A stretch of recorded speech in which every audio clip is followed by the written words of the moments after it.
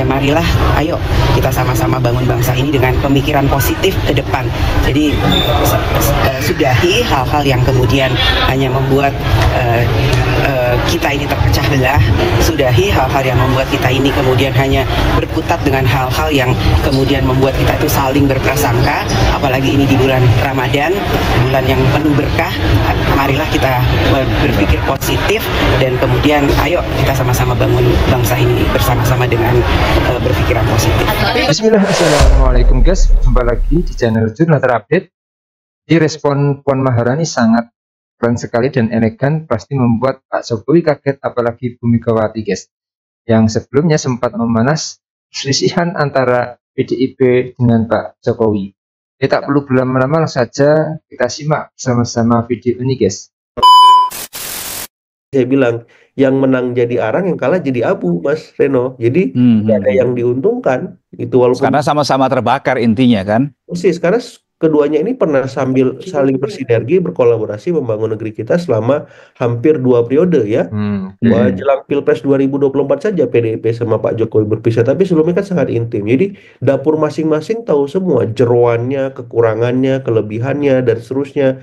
Nah, untuk apa ini diadu? Ya betul kata Mbak Puan, kita harus move on, melihat ke depan. Bangsa ini harus dibangun dengan kolaborasi, tidak bisa 1-2 orang saja, 1-2 kepentingan semata, semacam itu. Dan saya kira saya mengapresiasi Mbak Puan untuk merelaksasi situasi politik yang sudah tegang, menormalisasi relasi antara PDIP dengan Pak Jokowi maupun pemerintahan. Karena ada ekosistem politik yang saya lihat sedang dibangun oleh Pak Prabowo juga untuk membuat nasi goreng itu bisa dimasak, Mas. Politik nasi goreng ini harus dieksekusi, apalagi ketika Kongres PDIP akan digelar, Pak Prabowo diundang, nggak enak kan kalau situasinya kurang harmonis, kurang hangat seperti itu. Jadi saya berharap ya ke depan ada apa istilahnya statement-statement seperti Mbak Puan ini juga disampaikan oleh teman-teman DPP supaya apa ya, kohesi politik masyarakat, kohesi elit kita politiknya bisa lebih terkontrol semacam itu. Yang disampaikan juga oleh Projo adalah kami meminta kepada PDIP agar segera move on dari Jokowi. Tetapi dengan Deddy Sitorus beberapa waktu lalu yang kembali mengungkit peristiwa tanggal 14 Desember yang kita tidak tahu benar tidaknya begitu ya. Apakah ini mengkonfirmasi juga bahwa PDIP belum sepenuhnya move on dari peristiwa atau dengan ketegangan dengan Pak Jokowi sendiri? Dan juga dikonfirmasi oleh ajakan dari Mbak Puan, ayo kita move on begitu. Apakah ini mengonfirmasi PDIP belum move on atau bagaimana Mas Agung? Ya, saya melihatnya memang dari internal PDIP berusaha untuk memisahkan ya arena di DPP dengan arena di DPR semacam itu. Dan kalau memang ini dipisahkan terus, ya konsekuensi-konsekuensi politiknya akan hadir. Ya konflik ini akan terus masuk pada level yang sangat tinggi bahkan kritis, yang akan membuat tadi pertarungan ya adu kuat, adu gengsi politik itu akan terjadi, dan kita akan melihat siapa yang menang jadi arang, siapa yang kalah jadi abu, tinggal seperti itu. Nah, yang kedua yang harus memang digarisbawahi di sini adalah bagaimana kemudian melihat ya respon teman-teman PDIP di DPP. Sebenarnya dari awal saya sudah menjelaskan untuk memisahkan kasus hukum dengan manuver-manuver politik yang akan dilakukan oleh PDIP ke depan. Nah, sayangnya di DPP ini terus saja disatukan, dibuat berkelindan, saling terkait satu sama lain. Karena sayang kalau saya lihat kalau misalkan DPP itu dalam tanda petik mengasosiasikan diri sama dengan Pak Hasto semacam itu. Jadi ini menjadi apa ya, memberikan wajah minor kepada DPP PDIP sendiri. Karena apa? Karena ya Pak Hasto punya kasus hukumnya yang harus dia selesaikan, yang harus dihadapi sendiri. DPP PDIP lebih besar dari seorang Hasto misalkan. Nah, saya melihat concern itu penting. Kenapa? Karena PDIP harus memainkan peran-peran yang strategis. Bagaimana bisa melakukan keoposisian yang substantif. Ada banyak sekarang masalah misalkan. Bagaimana respon tegas PDIP merespon itu. Nah, hal-hal semacam ini kan jadinya nggak clear, nggak jelas, nggak tegas seperti itu. Masyarakat sipil kita akhirnya sendirian merespon beragam dinamika kebijakan yang sekarang mengemuka. PDIP seakan-akan tidak terlibat di sana, bahkan memperkuat ya peran-peran yang sudah kuat yang dilakukan oleh pemerintahan hari ini seperti itu. Mas Agung menyebut PDIP terbelah jadi 2 bagian, kubu DPP dan juga kubu DPR begitu ya, yang ngegas dan yang ngerem. Nah, lalu apa atau bisakah seorang Ketua Umum Megawati Soekarno Putri menjadi tengah kemudian atau apa yang harus dilakukan oleh seorang Ketua Umum menyikapi dua sikap ini? Iya, saya kira memang pada satu momen di Kongres nanti akan ada keputusan tegas dari Ibu Mega ya. Apakah tegas atau ngerem atau dua-duanya tetap dipertahankan. Yang jelas memang situasi politik hari ini memang meniscayakan PDIP untuk memainkan dua peran tersebut. Karena apa? Ibu Mega ini punya relasi positif dengan Pak Prabowo, suka atau tidak. Tapi sayangnya secara institusional PDIP kalah dari Pilpres, otomatis dia harus punya jati diri identitas sebagaimana selama ini dia peragakan. Ketika misalkan Pak SBY berkuasa, dalam tanda petik, kentutnya Pak SBY aja salah misalkan, walaupun tidak terdengar seperti itu. Nah sekarang Pak Prabowo melakukan banyak istilahnya penetapan kebijakan ya beragam macam keputusan yang itu memberikan kegaduhan lewat menteri-menterinya.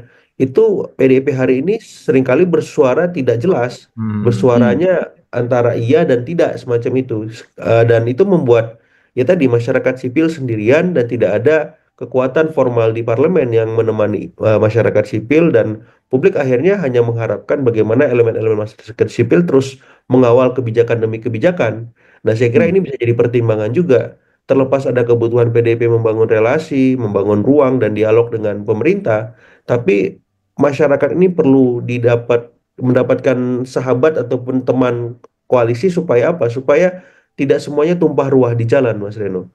Kalau setiap kebijakan kemudian ada kegaduhan, viral, dan menimbulkan beragam dinamika di lapangan, dan semuanya tumpah ruah di jalan, dengan situasi bangsa kita hari ini yang kurang kondusif secara ekonomi, ini kan jadi mengganggu stabilitas nasional secara keseluruhan. Nah, saya memang berharap akhirnya PDIP bisa menemani masyarakat sipil di luar pemerintahan, dan tegas saja. Ya kalau memang harus membangun komunikasi silahkan, tapi dalam kerangka ya untuk ya istilahnya biar tidak ada kesalahpahaman dan pemerintah punya penjelasan kepada PDIP ini arahnya seperti apa, dan PDIP mencarikan solusi itu. Tapi PDIP juga bisa menjadi mitra yang tanda petik ya berusaha lebih sehat, lebih produktif, komposisinya substantif, memberikan alternatif-alternatif kebijakan ketika harus merespons segala sesuatu. Misalkan soal ya yang terdekat soal ini APBN tekor. Ya. PDIP ngasih masukan, korteksnya dibenerin dong. Kami punya sistem nih supaya korteks bagus. Nah itu kan publik melihatnya seger ya, sehat gitu.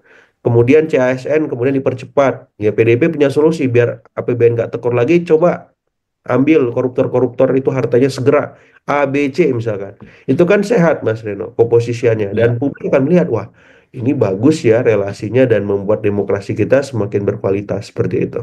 Oke guys, jadi ini mungkin ada berita baru, yaitu Puan sebelumnya merespon memanasnya kembali hubungan antara PDIP dengan Pak Jokowi. Puan meminta agar hal itu disudahi, terlebih di bulan Ramadan, yaitu bulan yang penuh berkah. Politikus PDIP Guntur Romli mengaku akan menjalankan arahan Puan Maharani guys. Guntur mengatakan internal PDIP akan mematuhi arahan Puan yang juga putri Ketua Umum PDIP Megawati Soekarno Putri. Dia juga meminta Jokowi dan relawannya untuk tidak baper. Guntur juga bicara soal peluang rekonsiliasi dengan Pak Jokowi. Dia menilai kans untuk adanya perdamaian itu tergolong kecil. Tensi panas sejumlah politik PDIP dan Pak Jokowi ini telah terjadi sejak tahun 2024. Konflik terbaru berlanjut yaitu dengan penyataan salah satu legislator PDIP yaitu Deddy Sitorus yang menyebut adanya putusan yang dikirim Pak Jokowi ke PDIP. Pernyataan itu lantas dibantah oleh Pak Jokowi dan mendapatkan respon keras dari para relawannya guys. Jadi mungkin itu yang bisa saya sampaikan untuk video kali ini. Bagaimana menurut kalian soal video ini? Tulis komentar di bawah ini ya guys. Saya pamit dulu. Wassalamualaikum warahmatullahi wabarakatuh.